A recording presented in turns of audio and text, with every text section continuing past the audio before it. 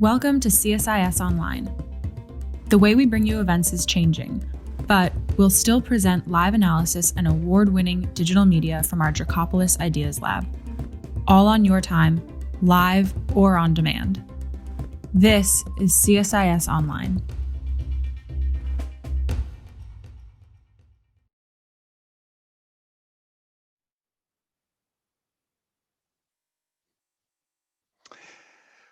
Good afternoon, everybody. Welcome, and we're delighted to have you join us. My name is John Hamry, and I'm the president of CSIS.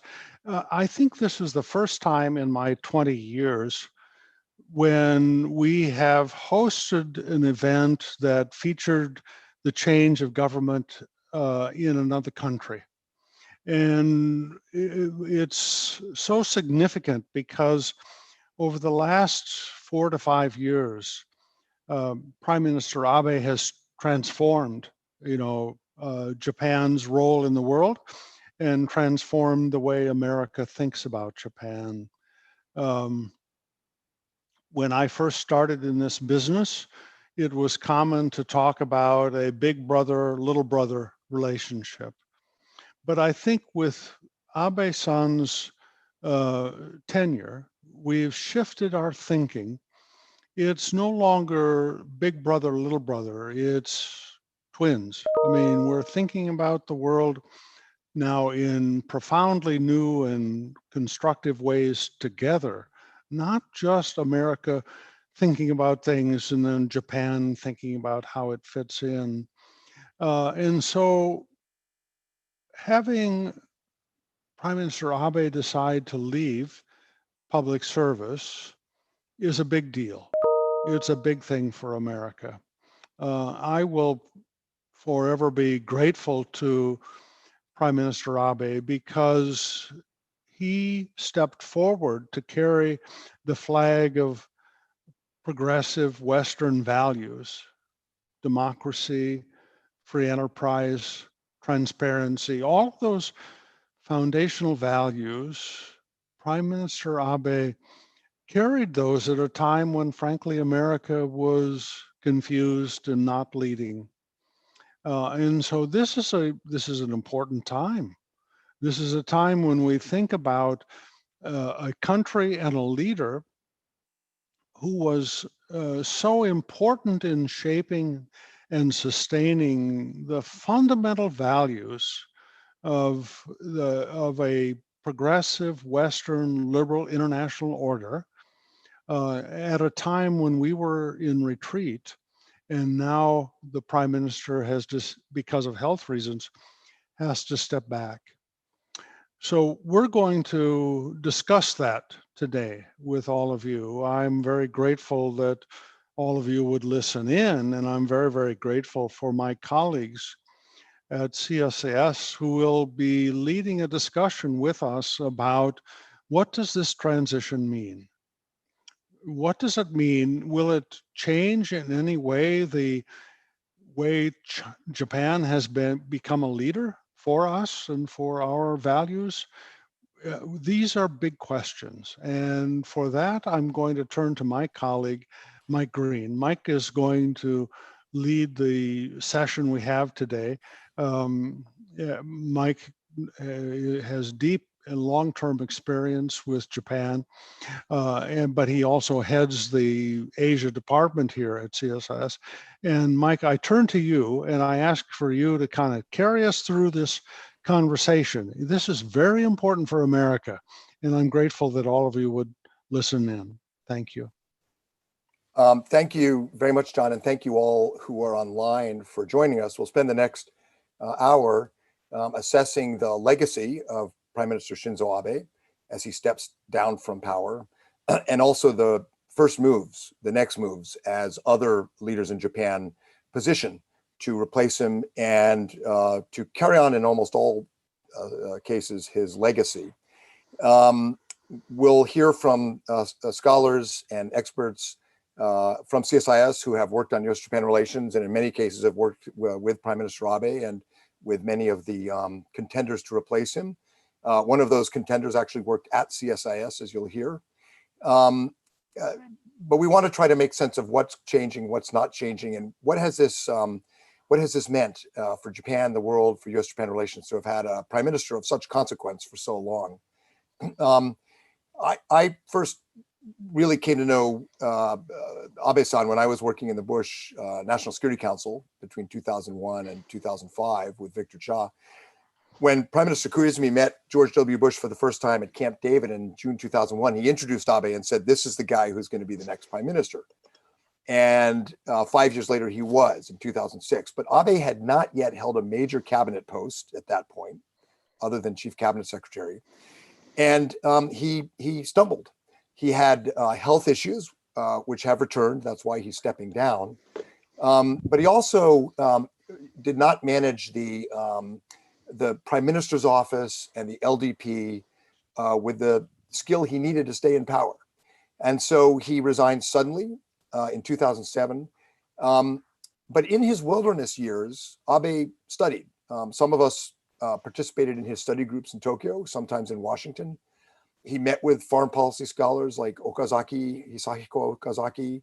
He studied history, and he prepared for a comeback, which I think almost no one thought was possible. But he did come back in 2012. He won the LDP presidency, and then at the polls, returned the party and its coalition partners to power. He was propelled back to power in large part because of Chinese expansion and Chinese belligerence and Chinese coercion and bullying, really, of the previous Democratic Party of Japan. And the Chinese tried to isolate Abe very quickly in 2012 and 13. But Abe, step by step, outflanked them. He visited every Southeast Asian country. He developed a strategic partnership with Australia and with India. He won over the Obama administration. And the Chinese now have come to terms with that. And the relationship between Japan and China is probably more stable today than it was before he came to power. So he's probably the most consequential prime minister of the post-war era, at least since Shigeru Yoshida, the architect of Japan's post-war role in the world. Some would argue Nakasone in the 80s was more important because he helped to win the Cold War. Others would say Koizumi in the 2000s because he revived Japan's spirits. But I think in at least foreign policy, if not more broadly, in part because he was the longest serving prime minister in Japanese history, Abe has got to be considered one of, if not the most consequential prime ministers of the last 70 years. He came to CSIS in February 2013 and gave his first speech upon returning to power. You can still see it on our website. And he said in that speech, Japan is not now and will never be a tier 2 country. He intended to compete and to put Japan at the center of Asia and world affairs. And he had a deliberate strategy and a disciplined bureaucracy and government and had some important successes in that regard. I would say probably his most important foreign policy legacy was the free and open Indo-Pacific vision that he advanced, and the Quad, the US, Japan, Australia, India Quad. When he was prime minister the first time and proposed the Quad in 2006, and when he proposed what was then called the Arc of Freedom and Prosperity, it was ridiculed. And other powerful countries like Australia, in Asia, India, US, didn't completely embrace these. Today, however, his revived Quad with the US, Japan, Australia, India is a regular feature of diplomacy in Asia. And the free and open Indo-Pacific strategy is essentially, in name and largely in substance, now the strategy of the Trump administration, of the Australian government, is an important coordinate for India, for Britain, for France and Canada. It's a very rare thing that a Japanese prime minister articulates a vision for the region and gets most of the other major democracies to sign on to that vision with some success. In 2012, before Abe returned to power, a plurality of Americans thought that the United States should align with China, even if it hurts relations with Japan in 2012. In 2019, the Chicago Council on Global Affairs asked that question again after 7 years of Abe's being in power, and 2/3 of Americans said the US should strengthen relations with Japan, even if that hurts relations with China. So in 7 years in power, Abe changed the way the world thinks about Japan and China. Now, China contributed to that with a lot of coercive and unhelpful behavior, but Abe himself has to be credited with that pretty important transformation in how the major maritime democracies, most importantly for Japan and the United States, think about competition with China. His other important legacy in this regard is in defense.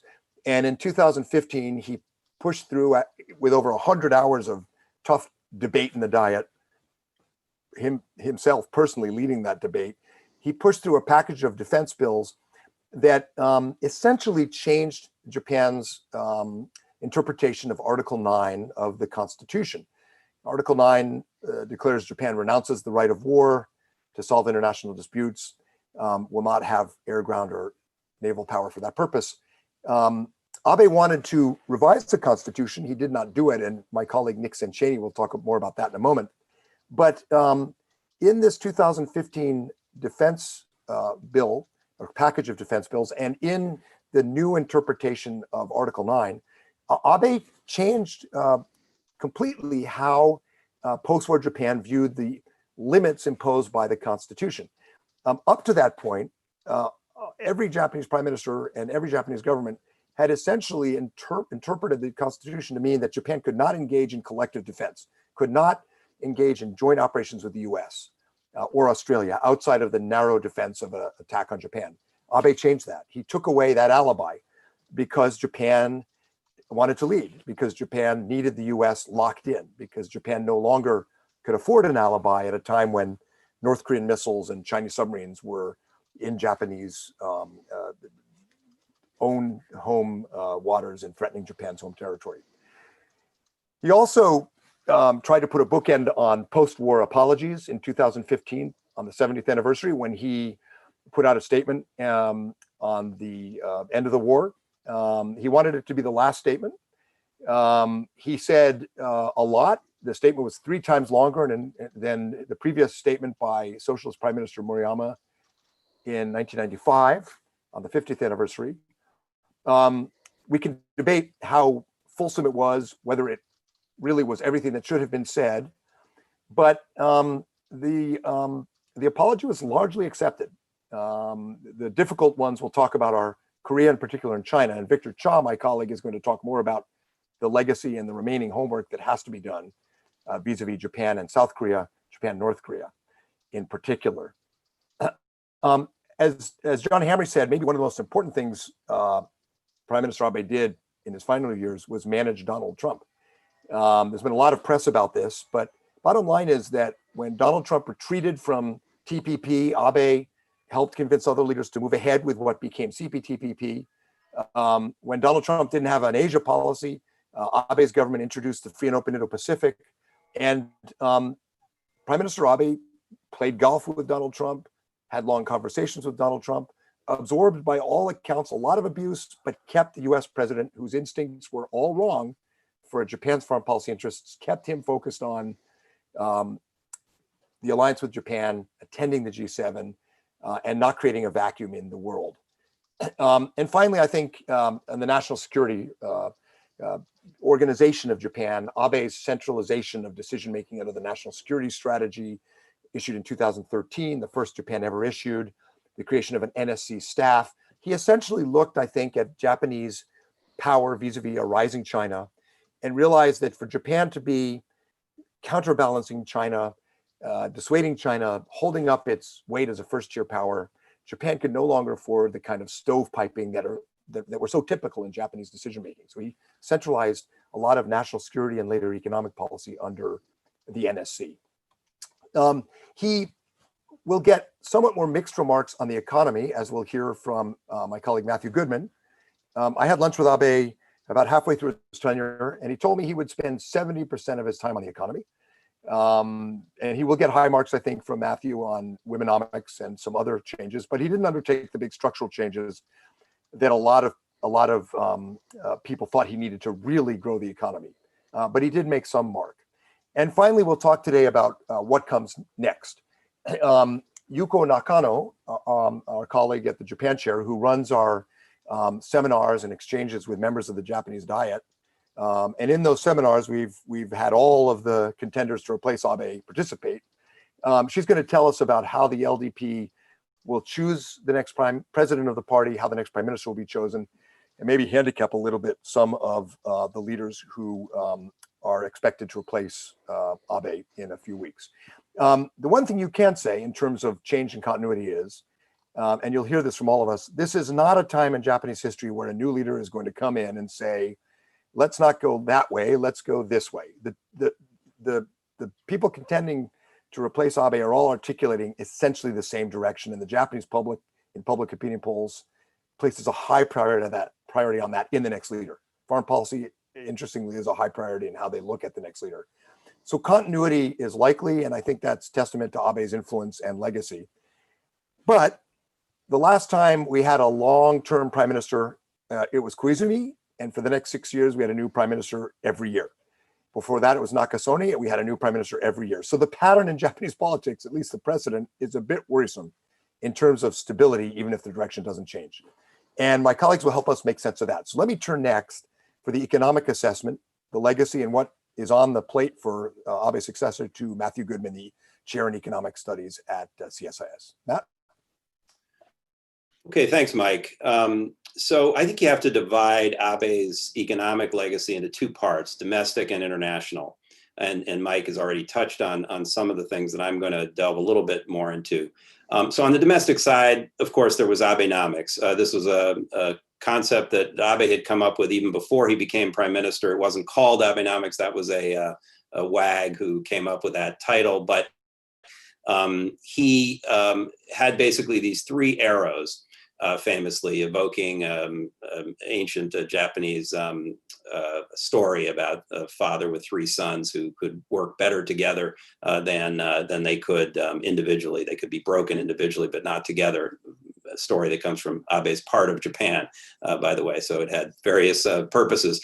And the three arrows were basically to flood the economy with liquidity through aggressive monetary easing.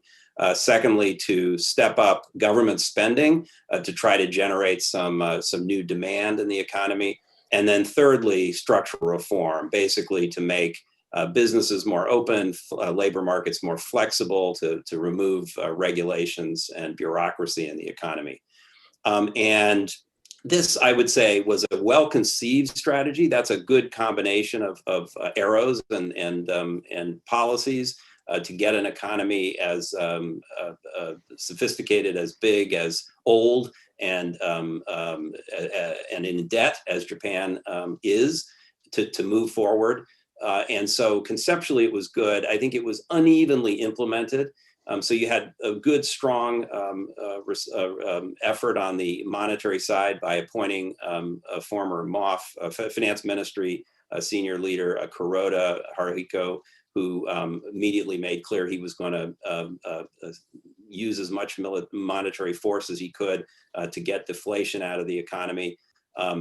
Then on the fiscal side, a little more mixed. He did do a number of fiscal stimulus packages, but ultimately raised or doubled the consumption tax during his tenure from 5 to 10%, a step that most economists and finance ministry people certainly thought was in Japan's long-term interest, but it did have a drag effect on the economy and offset a lot of that fiscal stimulus. And then the real area of disappointment was on the structural side. As Mike said, some good things, womenomics, at least getting that topic on the table in a serious way. Also immigration, doing some creative things to bring more trainees into Japan and let them stay a bit longer, doing some things on the corporate governance reform. But overall, that stuff didn't add up to the kind of really deep structural reform needed to get Japanese companies and labor markets more productive. And productivity is just key in Japan because their population is declining from about 128 million at its peak in 2010 down to around 87 million by 2060, which is a catastrophic decline in population. And against that trend, that sort of unbendable arc, really, he had to do these structural things, and that was a bit disappointing. Again, another wag, it might have been the same guy, I don't know, called the scorecard for Abenomics ABE. Got an A for monetary, a B for fiscal, and an E for structural. I would say, which is Abe, of course, but I would say maybe an I, incomplete for the structural. There were some good things, but just not fulfilled. On the international side, however, much higher marks. I think that Abe had a good sense that Japan needed or could use its economic power as a sort of card in international affairs. Japan has a very obviously big economy, still $5 trillion economy, a lot of investment and trade with Southeast Asia and other parts of the region, obviously has economic clout, and used strategically, this could help achieve, a couple of the really big sort of existential objectives in Japanese foreign policy, which Mike's touched on, sustaining the US-Japan alliance and keeping the US embedded in the Asia-Pacific region, and then managing the risks of a rising China. And using economic statecraft, economic tools, he could achieve great progress against those objectives. And so most significantly, as Mike mentioned, Abe took this Trans-Pacific Partnership Agreement, which had been an effort to get 12 countries representing about 40% of the world economy to set new rules in areas like digital trade and state-owned enterprises and so forth. After Donald Trump decided to pull out of that agreement on the third day in office, before the US Congress had approved the deal, Abe decided against all odds to move forward, rally the other 11 countries and get them to move forward and ultimately produce this sort of unpronounceable CPTPP, which was basically most of TPP that was salvaged in that deal. Really unexpected, and he deserves a lot of credit, Abe, for having gotten that across the finish line. He's done a couple of other things in economic statecraft that I am focused on, interested in: quality infrastructure, kind of a response, an alternative to the Chinese Belt and Road Initiative of providing roads and ports and bridges around the region and the world. This quality infrastructure was, not too thinly veiled attempt to say, when Japan invests in infrastructure, it does it the right way, with transparency, with high standards of social and environmental safeguards, and with fiscal sustainability as well, not creating debt for the recipient countries. So quality infrastructure. And then one other area that I'm focused on is digital trade, digital economic issues, where Abe pushed for this notion of data free flow with trust, a little bit of a clunky term, but quite an important statement about how data, which is so critical to the modern economy, should be collected, stored, pronouncing on data privacy, where you have a European effort going one way, a Chinese effort going the other way, and a Japanese preference for something a little different from both of those things. So he put that on the table using his G20 host role last year in 2019 to advance the quality infrastructure and the data governance ideas. So those are examples in sort of my space of economic statecraft that Abe pursued that were really important, powerful, and I think his successor would be well served in taking those things and advancing them. Just one final point, Mike, which is that Abe also, towards the end of his term, and Mike alluded to it, put economics more squarely in the middle of the national security work of his government, opening an office in the National Security Secretariat dedicated to economic security, as they call it in Japan, largely focused on sort of defensive tools of statecraft, trying to protect against leakage of technology, pretty thinly veiled reference to China, the worries about China seizing Japanese intellectual property. But this trend towards economic security was also something that he was working on, strengthening tools for investment screening, export controls. And I think this is something also to watch going forward, is how his successor takes that issue forward, which I think he probably will. So that's it's overall, I'd say, a very positive record on the international side, a little more disappointing on the domestic side, but overall consequential, as Mike said. So, Victor, when Prime Minister Abe gave his Japan is back speech at CSIS in February 2013, you prompted him with a question to say something positive about relations with South Korea, and he did, but it didn't turn out that way. So what happened, and what next? Right. So yeah, I remember that he came and spoke, and my question to him was, Mr. Prime Minister, what is your forward-looking vision for Japan-South Korea relations? Which is about as big a softball as you can pitch. And his response, which I thought was genuine and meant it was well-intended, just didn't come off right. And his response, as Mike, you remember well, was, well, my grandfather, and this is when Park Geun-hye was president in South Korea, he said, my grandfather and Park Chung-hee were best friends, really good friends. And so I think it was a well-intended message, but it was tone deaf in a sense, given the politics of South Korea. And so, so sort of stepping back, I think, so like Mike, I had first met Prime Minister Abe when he was Chief Cabinet Secretary, when I was on the NSC staff a number of times. And I distinctly remember when he got sick in 2007. And so when I had heard or read in the newspapers that he was making these hospital trips, it immediately, it all sort of came back to me that maybe he's sick again. I think as we've already established, one of the legacies of Abe will be the free and open Indo-Pacific, which is, for all intents and purposes, the brainchild of a Japanese vision. And it's even more important to continue that under the next prime minister, given a lot of ground that we've lost in terms of American presence in Asia because of Donald Trump. But a big piece of that, of course, is Korea. It's the piece that has been missing in what have been many of the successes of Abe's foreign policy. And here, it's not just tone deafness. It was just, it was just never meant to be. There were times when there was a real possibility of moving the relationship forward, but for one reason or another, it came apart. It initially started with concerns that Prime Minister Abe was going to reinterpret the Kono statement with regard to comfort women. Of course, in the end, he didn't do that, but it raised a lot of suspicions in Korea that regardless of whether he chose not to revise the apology, that he believed that the comfort women was not a real thing, right? And I think many Koreans still believe that.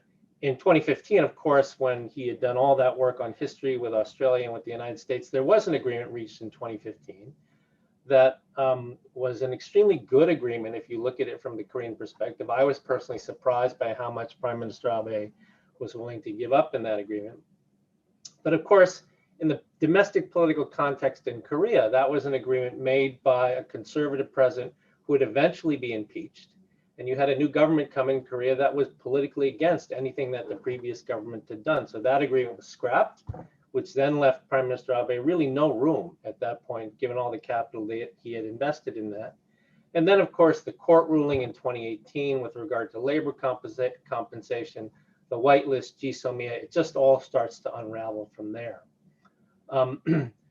So I think there are some in Korea that, regardless of what Prime Minister Abe did, would never have welcomed him with open arms because they saw him as using Korea to advance his political career, using the North Korean abductees issue to advance his political career domestically, and then consolidating his position, his power with the anti-South Korea sort of sentiment, while he's been prime minister.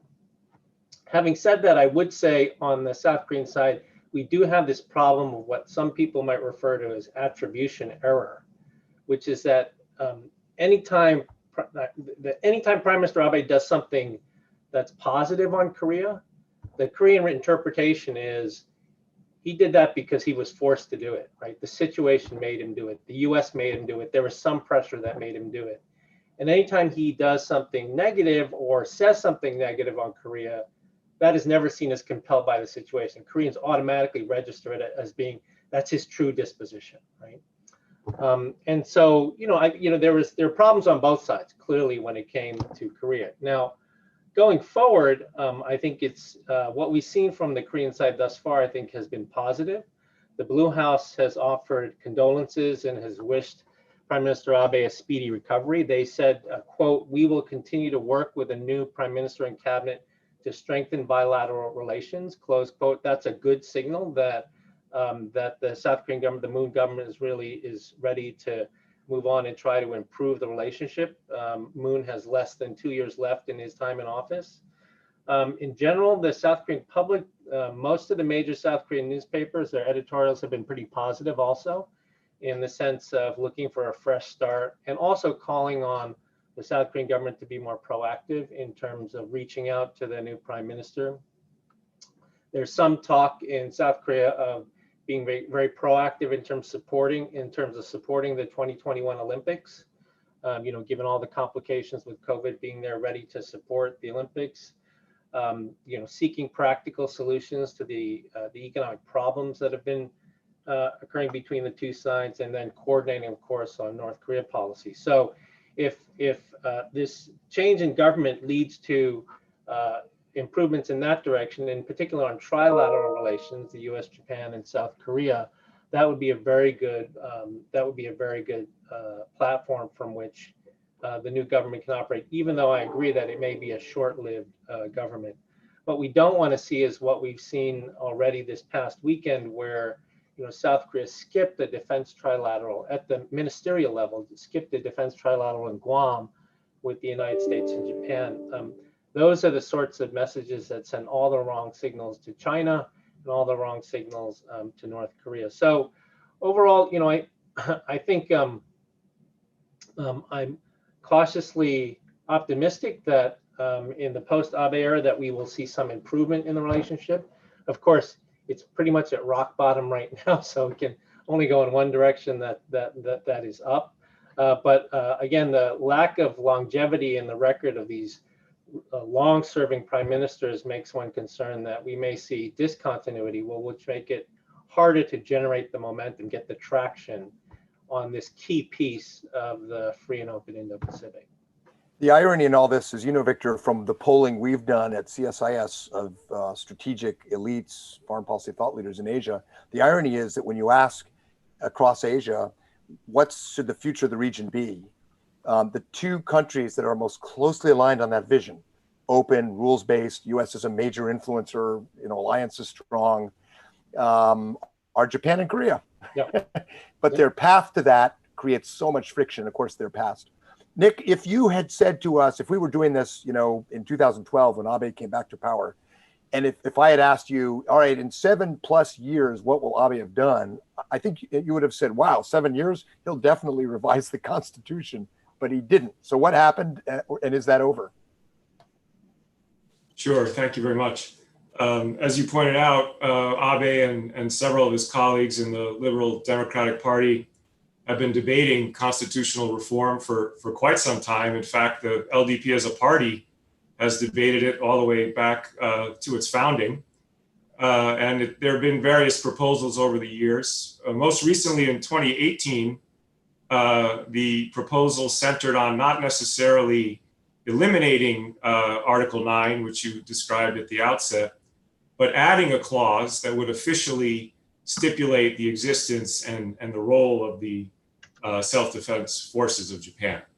That debate proceeded in fits and starts, primarily because reforming the Constitution is difficult in Japan. It requires 2/3 support in both houses of the Diet and majority support in a public referendum. If you look at public opinion polls over the years, public opinion on constitutional reform generally is around that majority threshold. But polls also show that when Japanese citizens are asked what the policy priorities of a government should be, constitutional reform rarely rises to the top. In fact, in a poll that was released yesterday, when the public was asked about a list of potential policy priorities, constitutional reform was at the bottom. So Abe clearly did not succeed in realizing this vision, but it is still being talked about. In fact, some of the candidates who were in the mix to succeed him have mentioned it. And so this will be part of the policy debate in Japan going forward. It's just not clear whether it'll be crowded out by other policy priorities. I think Abe, very briefly, as you pointed out, expended a lot more political capital in reinterpreting the Constitution to exercise collective self-defense. It was in a limited capacity.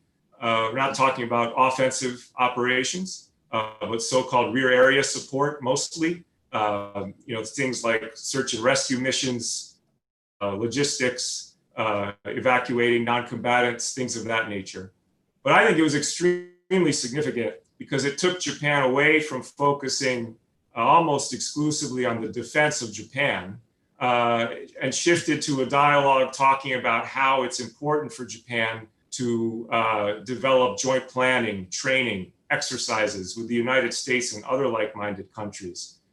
In short, to facilitate interoperability, which is a critical defense capability for Japan and for the US-Japan alliance, given the security challenges that Japan faces.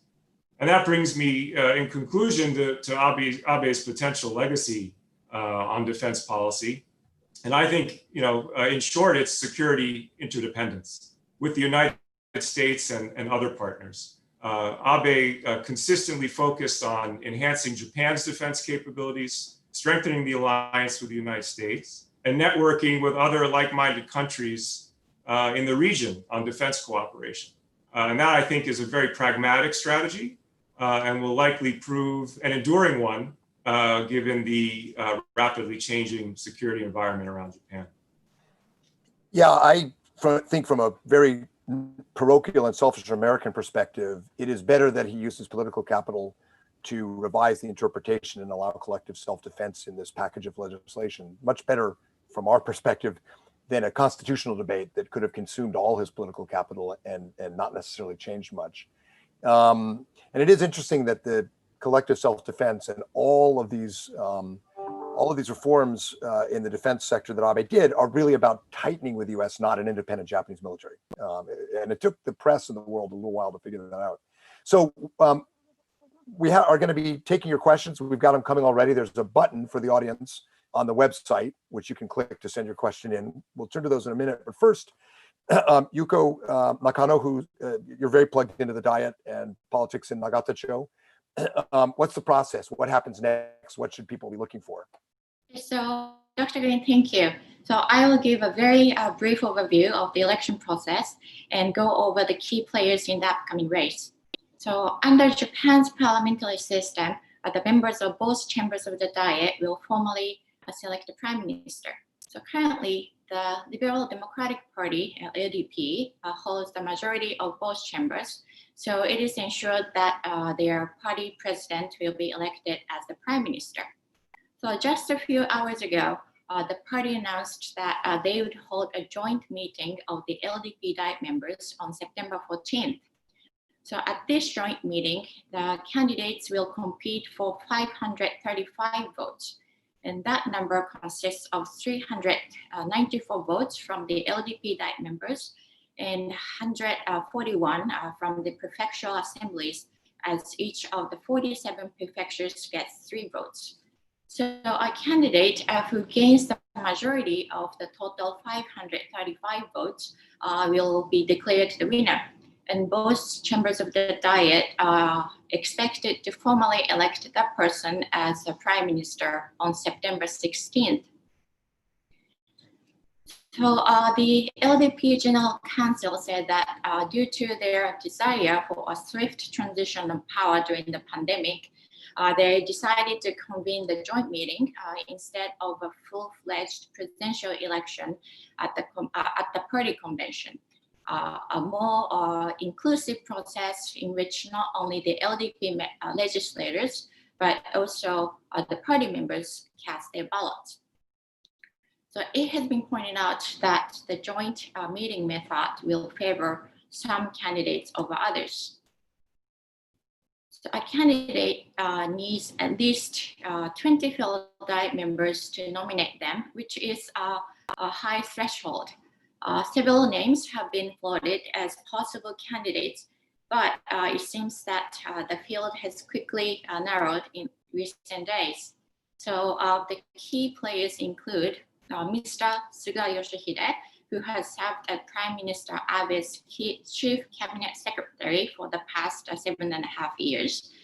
In that capacity, he has acted as a top government spokesperson, while he is also known to work quietly behind the scenes to coordinate policy. And he is due to announce his candidacy tomorrow. The media reports suggest the LDP is quickly consolidating around Mr. Suga. So another person who is in the running is Mr. Kishida Fumio, who was foreign minister from 2012 to 17 and currently serves in one of the party leadership positions as chairman of the Policy Research Council. Mr. Ishiba Shigeru, who served as defense minister in the both Koizumi and Fukuda administrations, also announced that he is in race. And he is, of course, known for his expertise in defense and security issues, with a portfolio of agriculture and reviving local economies as well. Another key player whose name appears in the press often is the Defense Minister Kono Taro. And he's been steadily upping his presence within the party and nationally and internationally, especially since he assumed the foreign minister post in 2017. He has decided not to run this time, but will most likely continue playing a visible role in the new administration. So now a quick rundown of the political calendar. The newly elected prime minister will serve the remaining term of the current party leader. So he will have a year until September 30th next year, at which point there will be a party convention. Another item on the political calendar going forward is the lower house election. Even though it won't be due until fall next year, a newly elected prime minister usually gets a bump in public support. And following that, the government may decide to call for a snap election, possibly this fall, to seize the momentum. So I'll stop here for now. Thank you. Thanks, Yuko. We're getting some good questions in, so let me turn to those. Someone asked if we could describe how some of the leading contenders right now, Suga, Kishida, and Ishiba in particular, how they would approach the alliance and how they would manage Donald Trump. There are a lot of reports coming out, including from Abe himself, about how much abuse the prime minister had to endure and how disciplined he was about keeping President Trump on track or getting him back on track, getting him off of ideas like withdrawing troops from the Korean Peninsula, protectionism, trying unsuccessfully in the end to get the US back into TPP. And so a lot of people are wondering, who's going to play that role and who would be best at it? And then in general, how would some of these contenders look at the alliance? I'll start by just saying, I think, although Ishiba is known as the anti-Abe and is the most critical of Abe's leadership style and is the most popular of these contenders among the public right now, he has not done what, for example, Hatoyama did in 2009 and fundamentally challenged the direction Abe has taken the alliance or the importance of the alliance. And the others, Kishida and Suga, of course, are core architects of and implementers of Abe's approach to the alliance in relations with Donald Trump. So I think generally there would be continuity. I will say at some risk that I think in terms of personalities, one reason Suga is getting so much support right now among leaders in the party like Aso and others is because there's confidence in the bureaucracy, the business community, and the LDP that he's probably best positioned to manage whoever's president in the United States. And also has the firmest control on the bureaucracy as chief cabinet secretary. And that's probably why he's surging in speculation about who would take over. But let me turn to Matt, because I looked at some of the statements that the next prime minister candidates are putting out on the economy. I don't see structural reform anywhere. To the extent you see now, because of COVID and recession, there's a lot of emphasis on economic growth, but it's things like investing more in 5G, Do you think there's a prospect that one of these new leaders in the near term might turn to what you put on the, you gave them an incomplete, I don't know when your semester ends, but any chance one of these guys will actually turn to structural reform? You know, I'm not optimistic. It's been on the agenda for many years. I mean, Abe planted it, you know, as one of the arrows of Abeomics, but it's really, in my whole career, going back to the late 80s, you know, structural reform in one form or the other has been sort of a key challenge for Japan. Nakasone, you know, was struggling with it. Koizumi, other prime ministers have had to battle with this.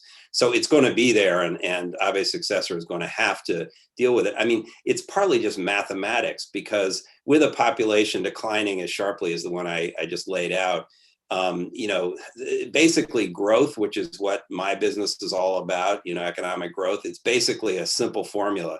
It's number of people or amount people, you know, are actually working times the amount each person can produce, you know, productivity, one way or the other. You can call it different things, but that's essentially what it comes down to. And if the numbers of people are declining so sharply, you've either got to get more people into the labor market, which is womenomics and immigration, and or you have to get each person a lot more productive. And robotics is going to do some of that, and so forth. But in the end, they've got to do some things to get the bureaucracy out of the system, and to make it more easy for people to move around in different jobs, and let more competition with foreign investment and so forth come in. And I'm not optimistic that any of these people, Suga probably has the most stake in what's been done in Abeomics, and so is the most likely to want to try to keep some of that stuff going. But I think it's going to be a real challenge. Yeah, one thing that recommends Suga is that of all of these contenders, he's the only one with recent experience with the economic reform, right? He pushed through in particular reform of immigration to allow the tourism sector to really explode, like triple in terms of growth under Abe. But it's interesting because, you know, Kono is a bit of an iconoclast, Georgetown grad. He could be a closet economic reformer. Ishiba's kind of, you know, a little unpredictable, but a little more populist, and a little more populist, but maybe he could reach over the heads of the bureaucracy. So I never say never, but yeah, none of these people are running they're running on stability, predictability, reform, continuity rather than reform right now. Victor, a lot of questions prompted by your observations about Japan-Korea relations under Abe. A number of people are asking, what should the next leader of Japan do, or what should Korea do vis-a-vis the next leader to try to jumpstart Japan-Korea relations? Similar questions on China, which you can address. I'll pick them up if not. But starting with Japan-Korea, what's your recommendation for Seoul and Tokyo? Because we know from our own time in the White House, personal relationships between leaders are so critical, and there's kind of a chance to experiment a bit with a new approach. Yeah, I mean, I think I think the personal relationships are very important, and there was just too much baggage in the end with Abe over time, and so that definitely was an impediment. Having said that, I mean, it's also the issues have become so deeply embedded in the domestic politics of both countries right now, particularly on the Korean side. You know, I think it would require the two leaders, whether it's Moon in Seoul and then whoever it is in Tokyo, to try their best to think about this not in terms of domestic politics, but think about it in terms of the two gaping holes in both of their foreign policies, right? For if it is like a Kishida, Suga who want to carry on sort of the free and open Indo-Pacific, that big gaping hole is Korea. And in the Moon government, everybody knows, you know, they have a Southern diplomacy strategy for Southeast Asia. They're looking west to India. But the big gaping hole for them is Japan in the region. I mean, they can't implement any of these strategies without for it to be consistent with Japan as well. So I think if they looked at it more in those terms rather than in terms of the domestic politics, we have a better chance of getting off to a good start. I think, you know, obviously an initial meeting would be good between the two sides, whether it's on the sidelines of a +3 meeting, ASEAN +3 summit meeting, or if it could be something that would be even better facilitated by the United States. Now, whether that's likely, given how close we are to the election and the current president being the current president, I don't know how likely that is. But certainly, if we have a change in administration in the United States, there's a real opportunity there for the United States to reestablish some of the trilateral mechanisms. The problem is if we do it in a +3, China's going to take all the credit for it, as they did the last time there was a +3 meeting. I think it was of the foreign ministers, and China took a lot of credit for it. And then the whole thing blew up. The bilateral relationship blew up right after that. So it would be good if it could be done as part of a U.S.-based trilateral. And North Korea is not going to sort of sit silent and quiet through our election period. I mean, I think most likely they'll do something after our elections, and that might provide an impetus again for the leaders to step outside of the domestic political constraints and focus on the important foreign policy implications of improving the bilateral relationship and the trilateral. So there were questions also about Japan, China, and my sense from the public opinion polls and from what statements that other political leaders and business leaders are making in Japan right now, my sense is that there was support, including the business community, for Abe standing tough against China initially. And then there was a strong desire that he start to stabilize things with China, because China is so important to the Japanese economy for exports, for tourism, and still for supply chains. And in 2018, Abe started to work with Xi Jinping to improve things a bit on the anniversary of the 1978 treaty that Tokyo and Beijing always used to try to jumpstart relations again. And, polls show that the Chinese views of Japan have improved quite a bit, and Japanese views of China have not improved. But surveys of business also show that business leaders in Japan are very happy things are more stable now. And I think they're sort of in a sweet spot. I think the next leader is going to continue Abe's competition, the Quad, FOIP, the strong U.S.-Japan alliance, implementing the defense guidelines. But they're going to want to be able to walk and chew gum at the same time. They're going to want some economic relationship with China that's helpful for Japan's economic growth, especially now. So I think I'm writing a book about this, so I both think and hope that that's the condition for a while before my book becomes relevant. But I do think the next leader is going to have a heavy expectation to kind of continue that mix of fist and hand, of carrot and stick with China. A question about women in this succession. There have been some powerful Japanese women rising in the recent years. Inada-san, who spoke twice at CSIS, Tomomi, had struggled as defense minister, has faded a bit from the scene. Koike Yuriko, who's also spoken at CSIS, governor of Tokyo, might have really launched into the stratosphere politically with the Olympics, but those were postponed. I want to turn to Nick and Yuko. People are interested. What about, and Noda Seiko, of course, is always discussed in the context. So what about, when are we going to see the first prime minister of Japan who's a woman, especially at a time of womenomics, which the prime minister has declared was so important for Japan's economic and foreign policy future? Nick, what do you think? We're going to have to wait a little longer, or keep an eye on some of these important and influential women like Koike? Well, as you and Matt pointed out, the Abe government introduced the womenomics agenda with great fanfare and made some progress, but it wasn't fully implemented, and that has led to some cynicism about the extent to which the LDP might continue the women's empowerment agenda. I think in the near term, an important clue will be the degree to which women are reflected in the next cabinet to develop the requisite experience for becoming prime minister. Yuriko Koike was a very strong candidate and looked to really pose a challenge to Abe a few years back and made some tactical errors, and she'll have to work her way back into the diet to get in the mix, but nonetheless will shape the policy debate from her perch as governor of Tokyo. And I think there are other women who will come to the fore, but I think it probably will occur incrementally. I don't anticipate dramatic change on that front in the near term either. Yuko, what do you think? So the Miss Inada Tomomi and Noda Seiko's name has been mentioned for this particular presidential election. However, it was very, very difficult for them to come up with the 20 fellow DAI members who nominate them.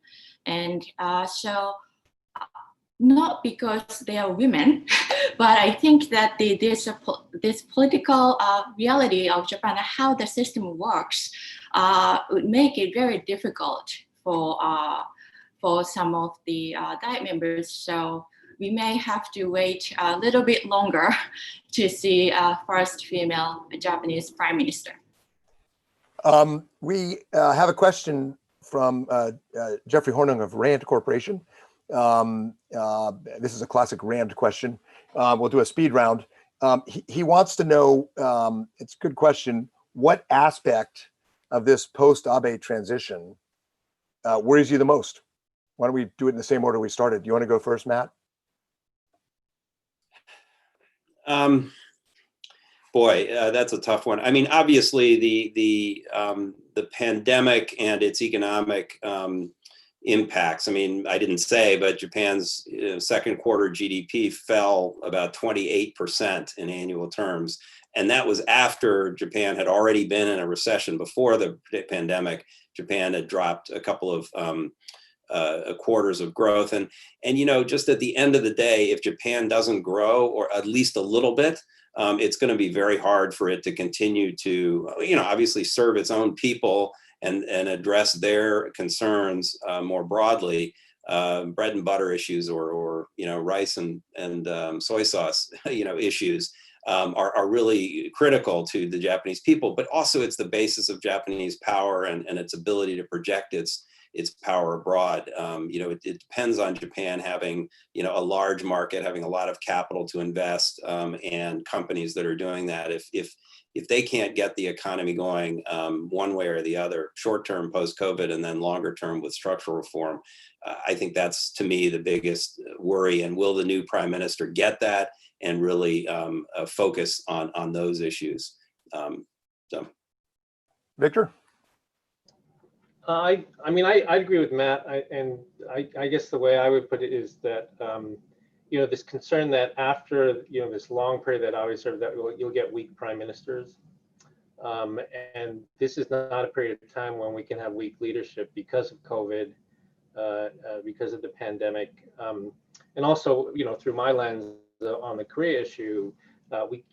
Weak leadership is not going to be able to surmount the problems that we have now in the Japan-Korea relationship and the trilateral relationship. So I guess that's what I would worry about most.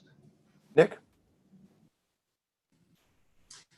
I would say the instinct to do things dramatically different than Abe did. Politically that might be tempting, but got a very comprehensive agenda for Japan, incomplete, finished in a variety of areas, as we've discussed. But fundamentally, I think he set a strategic course for the country that future leaders would be wise to follow. They'll emphasize different priorities for sure, but I think rhetorically, if there's an attempt to dramatically shift from the strategic priorities that Abe laid out, that might be bad for Japan. Yuko? Excuse me. So I would most worry about if the next administration can seize stabilize the power, and as other panelists mentioned, that the continuation of continuation of Mr.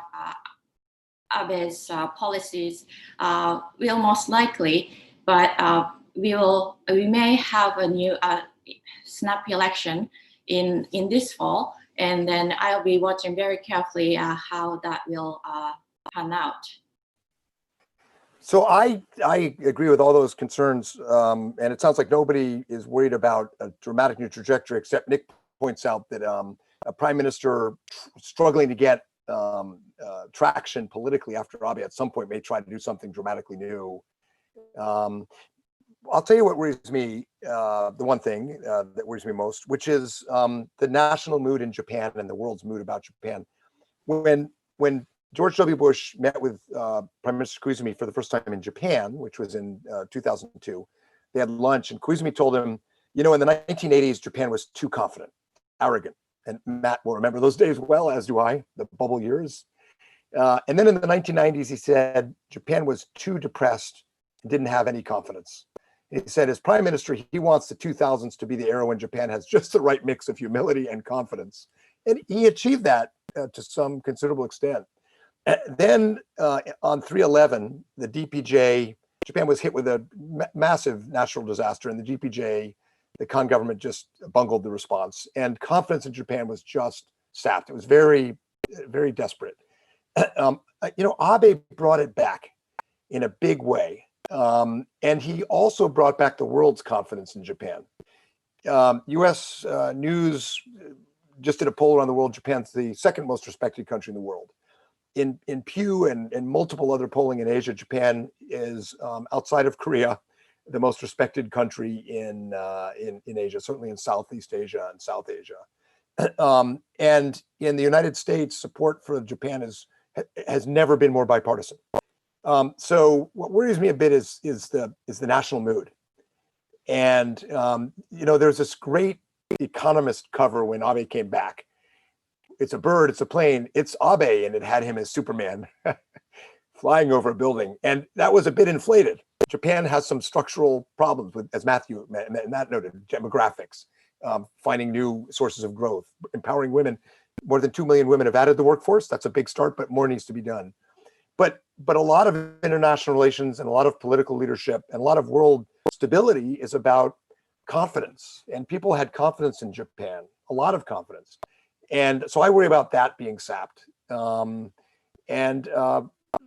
suspect that whoever replaces Abe knows that and is going to think hard about how to keep up Japan's fighting weight in the world. And we will stay tuned. We will all stay tuned.